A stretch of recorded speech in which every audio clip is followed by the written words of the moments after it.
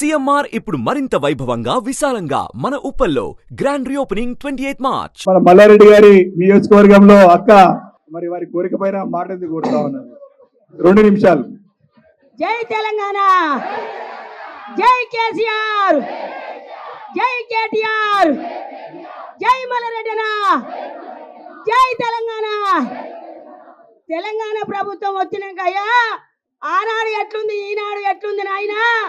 ఇవాళ కాంగ్రెస్ వాళ్ళు మసిమూసి మారడగాయ చేసి కళ్ళ గంటలు కట్టి 6 పథకాల హామీలు చేసి వాళ్ళు గడ్డెక్కిరు ఓటేసినాక బూడు చూపిస్తుర్రు. ఇవాళ 24 గంటలు మేడిబాయి ఆలుగడ్డ బాయి మొగరంగడ్డ బాయి అని తిరుగుతుర్రు. రైతులను పట్టించుకుంటలేరు. రైతులకు నీళ్లు లేవు, తాగే నీళ్లు లేవు, సాగే నీళ్లు లేవు. ఈ రోజు వరకల్లా కేసీఆర్ 10 సంవత్సరాల నుంచి పదిలంగా కాపాడుకుర్రు ప్రజల. పదిలంగా ఉన్నాం ప్రజలు మనం అందరం. ఈ రోజు వరకు కేటీఆర్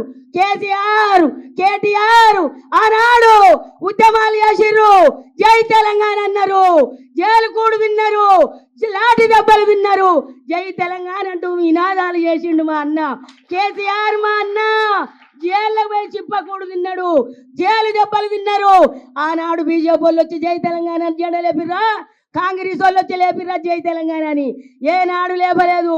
మన మల్లారెడ్డి గారి నియోజకవర్గంలో అక్క మరి వారి కోరిక పైన మాట ఎందుకు కోరుతా ఉన్నారు?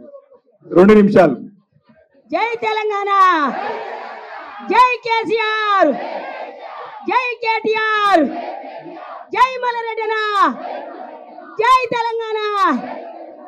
తెలంగాణ ప్రభుత్వం వచ్చినాక అయ్యా ఆనాడు ఎట్లుంది ఈనాడు ఎట్లుంది నాయన.